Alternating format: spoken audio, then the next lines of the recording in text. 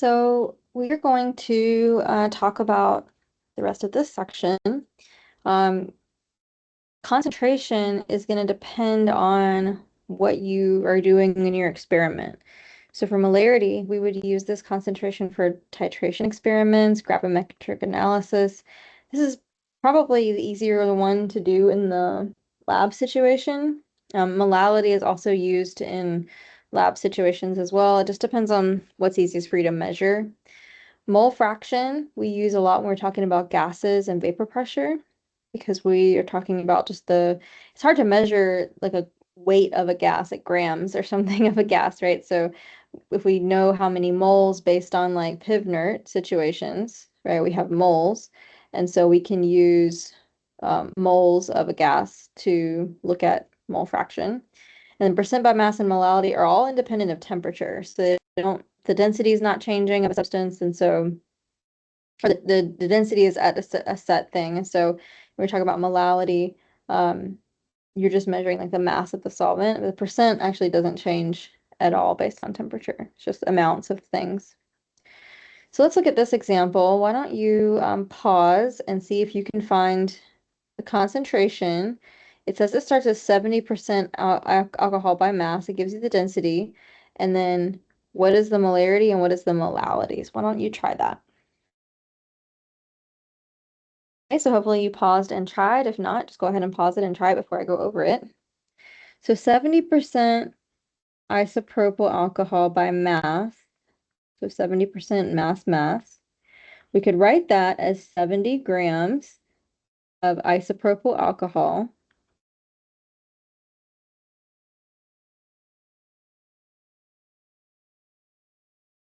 over 100 grams of rubbing alcohol, the solution, the whole thing, times 100. So if I want to use this as a conversion factor, I can actually just get rid of the 100 and the percent and use this as a fraction. So we can say 70 grams of isopropyl alcohol, also called isopropanol, is equal 100 grams of rubbing alcohol, or the solution. So if I want molarity, what am I looking for? Moles of the isopropyl alcohol over liters of solution. And for molality, what am I looking for? Moles of isopropyl alcohol over kilograms of solution. So let's go to that molarity first. So 70 grams. I've given myself 2 sig figs here by putting this there. I don't like the 1 sig fig. So 70 grams of the isopropyl alcohol over 100 grams of solution. All right, so we need to change the grams of the isopropyl alcohol into moles. So here's our substance. Let's go find the molar mass.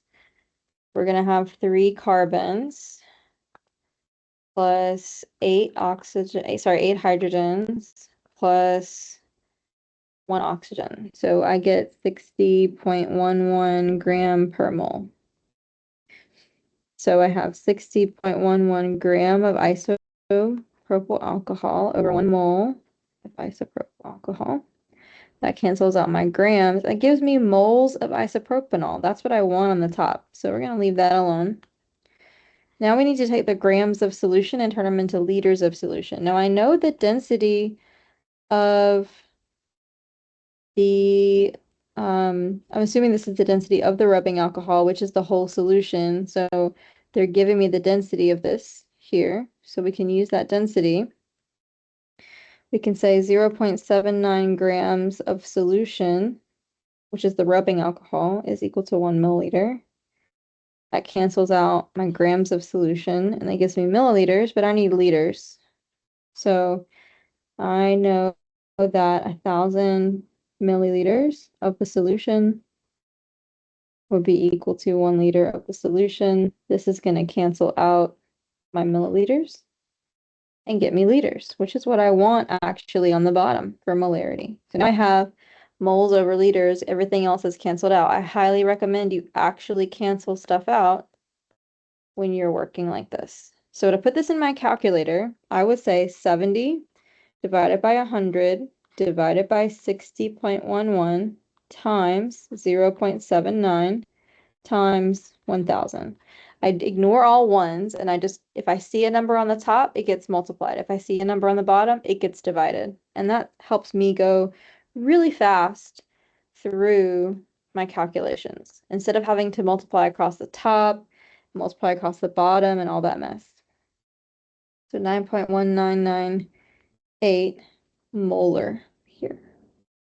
If they really want one sig fig, it would be 9 molar. If they wanted 2 sig figs, 9.2 molar, just depending on maybe they meant to put a dot there to make it 2 sig figs. We'll see what the textbook says the answer is.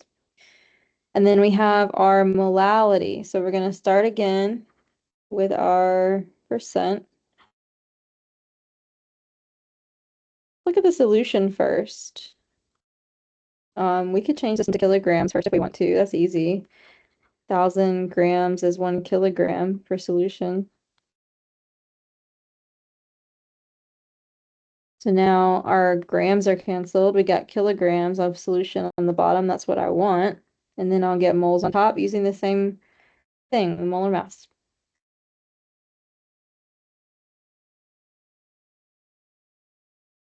It cancels out my grams of isopropanol, gives me moles. Moles are what I want. Now I have moles per kilogram solution. That's what I want. 70 divided by 100 times 1,000 divided by 60.11. So my calculator, I say 70 divided by 100 times 1,000 divided by 60.11, and I get 11.645. Little m, maybe we would do 12 or 10, depending on our significant figures here. See if I think I have a hint that they meant to give us 2 sig figs for this one. So let's see what they say. Yeah, they meant to give us 2 sig figs. Where am I getting? Oh, you know what?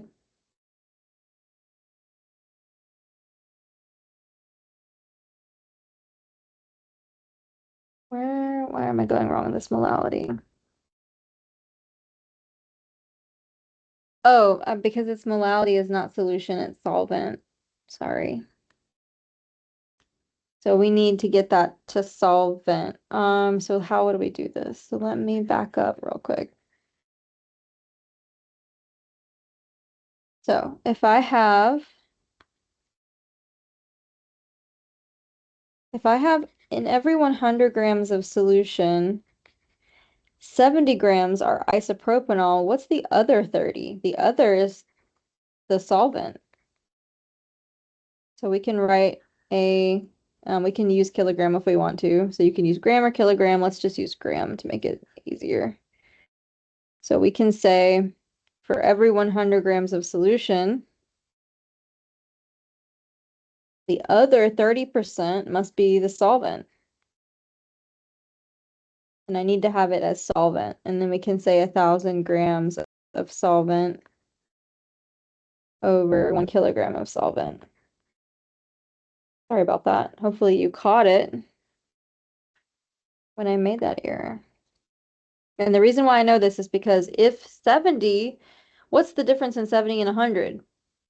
Right? What's the difference in the solute and the solution? There's the solvent that's in there, so it must be 30 that goes with that. Don't let that be too complicated. And then we will do our molar mass.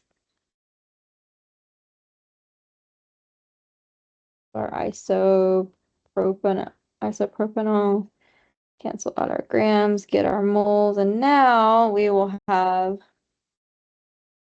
70 divided by 100 times 100 divided by 30 times 1,000 divided by 60.11. So I'm just going to go left to right.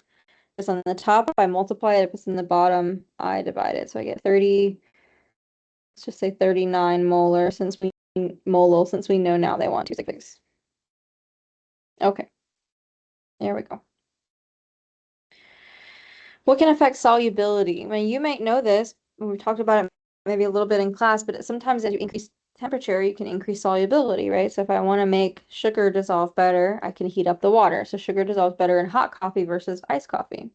So sometimes when we have the temperature increase, we increase our solubility. So here we have the y-axis is how many grams of the substance per 100 milliliters of water. So if I'm looking at 25 degrees C-ish for glucose, I can put in 100 grams of glucose in every 100, so 100 grams of glucose in every 100 milliliters of water. That's what that means. If I wanted to look at sodium chloride, at 40 degrees C, I could put probably 38 grams of sodium chloride in 100 milliliters of water. So you can use this graph. Notice that there are some that increase their solubility with increasing temperature and some that decrease their solubility with increasing temperature.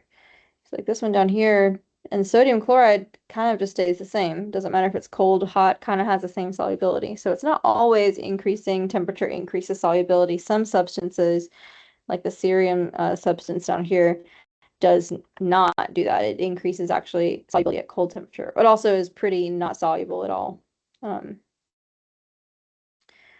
All right.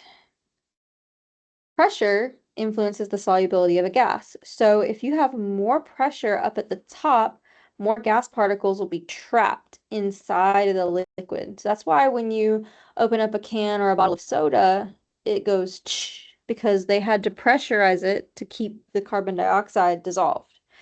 And so Henry's law says the solubility of a gas in a liquid is proportional to the pressure of the gas over the solution. So the higher the pressure of gas over the solution, the more trapped the gas in the solution is going to be, which makes sense. So where C is your concentration in molarity, pressure is in ATM, and then K is a proportionality called Henry's law constant. I think on your equation sheets, you might see KH. So it sometimes is K with a little h on the bottom for Henry's law constant. So let's use it. So I'll write it here. Concentration is equal to Henry's law constant times pressure. So why don't you try working on this one and unpause when you're done. Okay, so hopefully you paused it. Calculate the concentration of carbon dioxide in a soft drink that was bottled under partial pressure of 5 atm at 25 degrees C before the bottle is opened and after the soda has gone flat. Henry's law constant for CO2, water, this temperature is this. Assume the partial pressure of CO2 in air is 0.0003 atm, and Henry's law constant for the soft drink is the same for that of water. So for part A, before the bottle is opened, the pressure is bottled at 5 atm. The partial pressure of CO2 is 5 atm. The K is 3.1 times 10 to the negative 2 moles over liters times atm. Use your units to help you make sure your math is correct. So I'll have my concentration be equal to my K times my partial pressure. This cancels out my ATMs, and look what it gives me. Moles per liter, which is molarity, which is what concentration should be.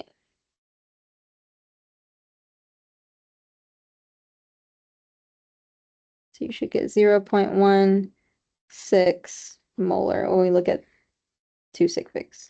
Then for B, when it goes flat, so when we open it and it goes flat, look at how the partial pressure decreases. So now my pressure of CO2 is way lower because it's open to the whole atmosphere. I'm going to use the same constant because they tell me that same constant, it doesn't matter if it's just water, if it's got CO2 in it, or if it doesn't. This one is definitely not going to have as much CO2 in it. Should see a decrease in our concentration. That would make sense. For some reason, we did this math, then we saw an increase in concentration at the same concentration. We did something wrong. So we know there's less CO2 when it's flat.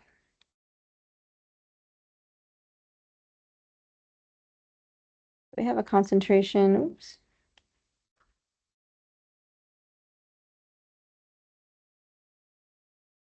of 9.3 times 10 to the negative 6. So we go way down, we open that bottle, and we let the CO2 escape. So hopefully that makes sense. If you didn't get that, let me know. Oh, that should have been one significant figure. Whoopsie. Because that 0.0003 is only one. This textbook's pretty good about significant figures, which is nice.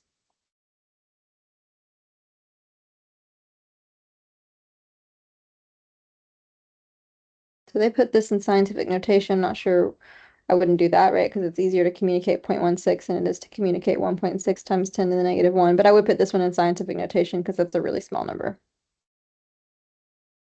All right. So that's the end of this section. We're going to talk about sections 13.5 and 13.7 in the next video.